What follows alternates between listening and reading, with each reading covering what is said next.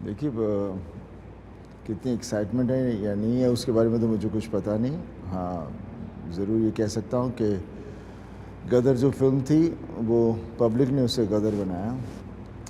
हमने तो बना के पेश की थी। उसके बाद फिर उसका पार्ट 2 बनाना बहुत ही मुश्किल था।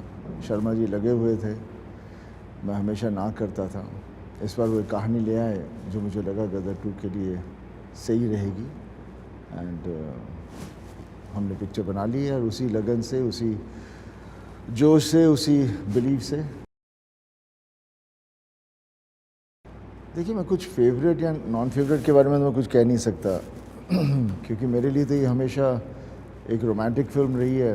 लोग इसे सिर्फ पंप उखाड़ने वाला सीन कहते हैं बट मेरे लिए पिक्चर ही पूरी in totality it was a complete film जिसमें पूरा रोमांस था, रिच पुअर सब चीज़ें थी, देश, दो देश, बंटवारा।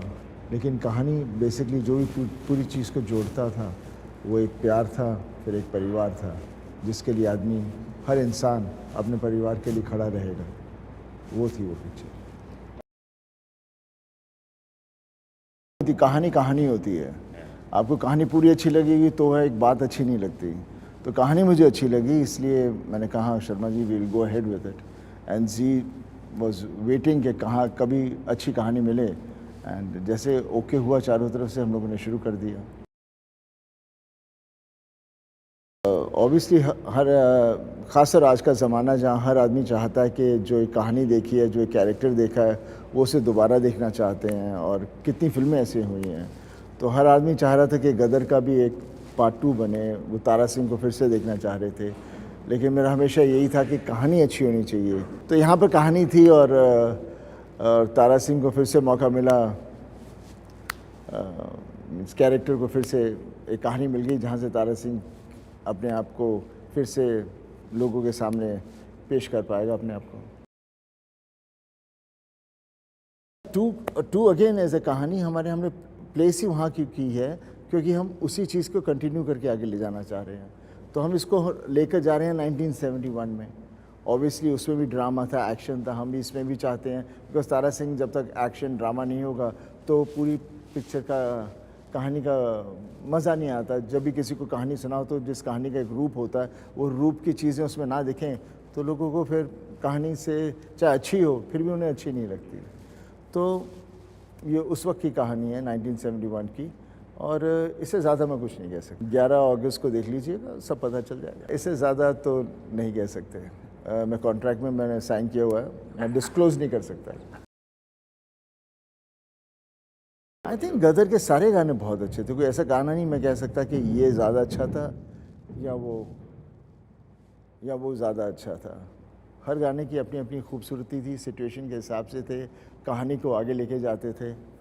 हाँ, मुझे इतना ये याद है कि उस वक्त जब मैं गदर के गाने लोगों को सुनाता था तो उनको बहुत पुराने लगते थे और जब लग गई पिक्चर तो हर आदमी वही गाने गुनगुना रहा है और मुझे इतना भी याद है उस वक्त जब गदर लगी थी तो डिस्ट्रीब्यूटर जो देख रहे थे फिल्में तो वो कह रहे थे भाई इसमें पंजाबी है, ये तो पंजाबी फिल्म है, ये हिंदी फिल्म नहीं है, इसको डब करिए फिर से। इसलिए मैं कह रहा हूँ गदर एक ऐसी फिल्म थी जिसे जैसे मैंने सुनी मुझे बहुत पसंद आई और हम लोग उसको लेकर गए आगे और उसके बाद जब बन गई तो सब लोग उसे देखने के बाद डर के भाग गए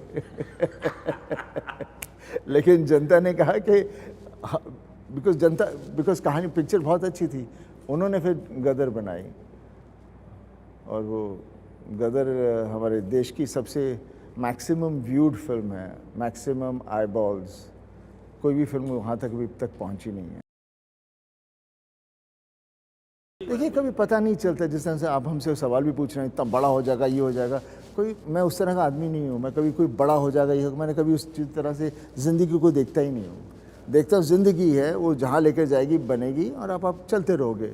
अगर हर चीज़ आप सोचोगे बड़ी बड़ी बनेगी वो तो होना, और आदमी सोचता भी नहीं है। ये तो आज का ज़माना आ गया है जहाँ पर हर आदमी नंबर 1, हर आदमी हर चीज़ का शोर मचा के मैं ये करना वो करना है।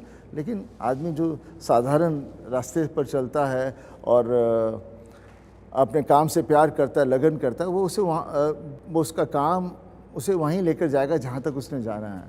लेकिन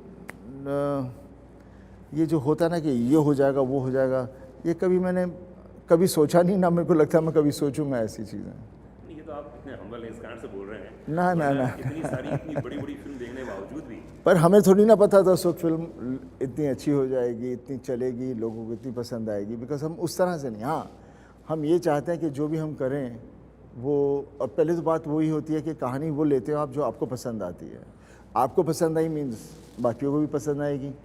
आज लोग कहते हैं ये ऑडियंस को पसंद आएगी, भाई तुम्हें पसंद आ रही है या नहीं आ रही? सही बात है। अरे आज हाँ, हाँ, ऑडियंस को अच्छी लगी, तुम्हें अच्छी लगी, कोई पूछता ही नहीं, बात जवाब ही नहीं देगा उसका, नहीं ऑडियंस को अच्छी लगेगी।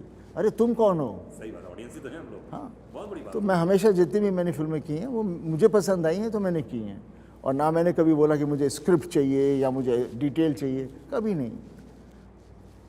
सुर होता है कहानी का, जो अच्छी लगती है, और क्रिएटिविटी उसे ही कहते हैं। बिल्कुल बिल्कुल। आई थिंक एक तो he is a very well behaved boy, and as an actor definitely he is done a good job, बहुत अच्छा है और सिंसियरिटी के साथ है।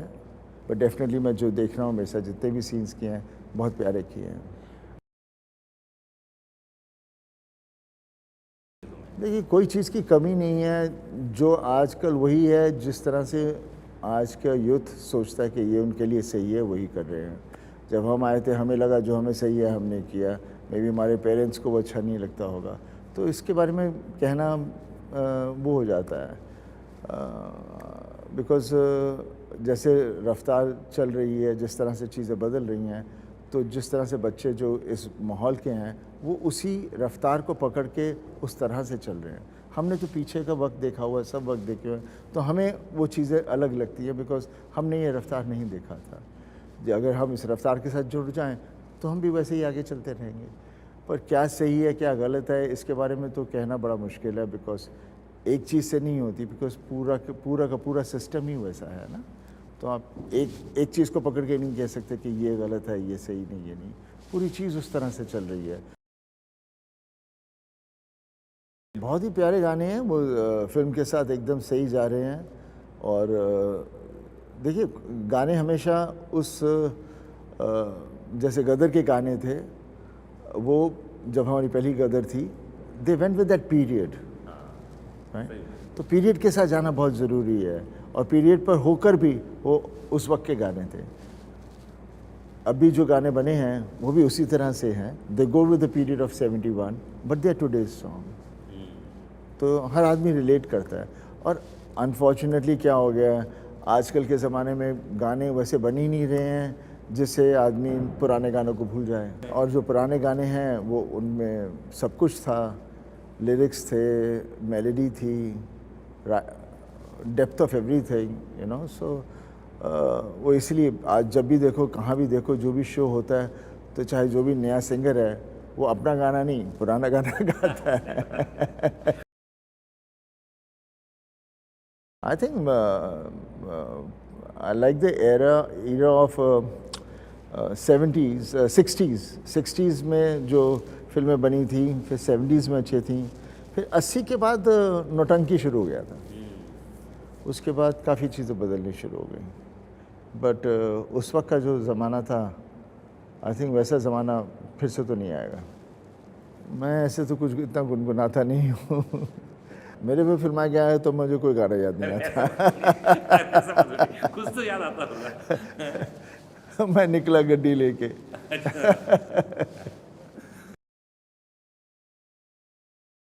देखिए मैं आपको ये सब चीज़ें जो आप पूछ रहे हैं मैं बता दूंगा, तो फिर मैं से अच्छा मैं पूरी पिक्चर ही बता दूं तो आप देखने क्यों जाएंगे, है ना। तो इसलिए आप कोशिश करेंगे, मैं पूरी अपने आप को कोशिश करूंगा कि मैं कुछ ना बताऊं। खैरियत बहुत प्यारा गाना है, जब आप सुनोगे उसके अंदर सब कुछ है, मेलोडी अच्छी है, उसकी एक जर्नी है, और वो कहानी के साथ बहुत ही अच्छी तरह से जाता है। मेरे ख्याल से बहुत ही प्यारा गाना है। सब चीज़ों का तालमेल अच्छा होता है तो सही बात बनती है ना, एक चीज़ तो हो तो दूसरी ना हो तो बात नहीं बनती। और इसीलिए मैं कहता हूँ जितना सिंपल हो उतनी चीज़ें ज़्यादा प्यारी होती हैं। आजकल हम लोग कोशिश करते हैं कि हम ऐसे ऐसे शब्द ढूंढें, ऐसी ऐसी चीज़ें ढूंढें जो हम उसके अंदर डालें, पर बख्शी जी ने कभी ऐसा नहीं किया था और कितने और उस वक्त के राइटर्स ने कभी ऐसा नहीं किया था। देखिए दोनों अलग फिल्में हैं, कैरेक्टर्स और फैमिली सेम हैं और उसकी कंटिन्यूशन है गदर 2, तो इसलिए यही जो भी उसके आगे जाके रहेगा वो उसका अलग है। और सिमिलैरिटी बिकॉज वही फैमिली वही उसी चीज़ की एक्सटेंशन है, वो 47 से लेकर 55 तक की थी, ये हमारी फिल्म 71 से है। तो देखिए Amrish ji is a legend and he will always be one of the greatest actors we have had. उनके साथ कंपैरिजन किसी का करना I don't think would be fair, because वो थे और उनकी जगह कोई नहीं आ सकता। पर डेफिनेटली मनीष है, ही is done a great job. जो उसका कैरेक्टर है उन्होंने बहुत अच्छी तरह से निभाया है और his personality and persona is very good and he is lived the character I think very well, जो चाहिए for an actor to do. देखिए बिकॉज हम लोगों ने इतनी फिल्में की हुई हैं, लोग हमको इतनी फिल्मों से देख रहे हैं और इतने कैरेक्टर्स हमने पोर्ट्रे किए हैं और वो कैरेक्टर्स हिट इसलिए हुए बिकॉज वो जनता के दिल को छुए हैं। तो ऑब्वियसली जब वो जनता के दिल में वो कैरेक्टर सब छू चुके हैं, तो जब वो एक्टर सामने आता है तो उन्हें वो सारी फिल्में उनके दिमाग के अंदर सब गूंजती हैं। तो ऑब्वियसली जब उसे देखते हैं तो उनके अंदर एक वो जोश अपने आप आ जाता है। वैसे तो हम वही हैं जो हर आदमी है, कोई फ़र्क तो नहीं है हमें। I think as an actor आपके अंदर सब चीज़ें होनी चाहिए और तभी दैट्स वाई मैं एक्टर बना। मैं स्टार बनने के लिए एक्टर नहीं बना, मैं एक्टर बना बिकॉज मैं एक्टिंग करना चाहता था। फिर आपकी पिक्चरें अच्छी होती हैं, चलती हैं, तो वो आपको स्टार बना देती हैं। लेकिन मैं हमेशा कहानी ढूंढता हूँ जिसके अंदर मुझे एज ए एक्टर कुछ करने को मिले और मेरा तरीका ये है और आगे भी ऐसे ही रहेगा। देखिए जैसे उस गदर में जो कहानी के अंदर जिस तरह से जो सिचुएशंस आते हैं इमोशंस के वक्त, जब उसकी ज़रूरत होती है तब वो एक्शन आया है। इस फिल्म में भी जहाँ उसकी ज़रूरत है, जहाँ मारधाड़ की ज़रूरत है और जहाँ पर वो चीज़ होती है उस वक्त वो चीज़ें आई हैं एंड मेरे हिसाब से बहुत अच्छी रही हैं। आज के जो नए टेक्नीशियंस हैं उन्होंने उसे आज के हिसाब से बहुत अच्छी तरह से कोरियोग्राफ किया हुआ है। उम्मीद करता हूँ कि लोग एंजॉय करेंगे।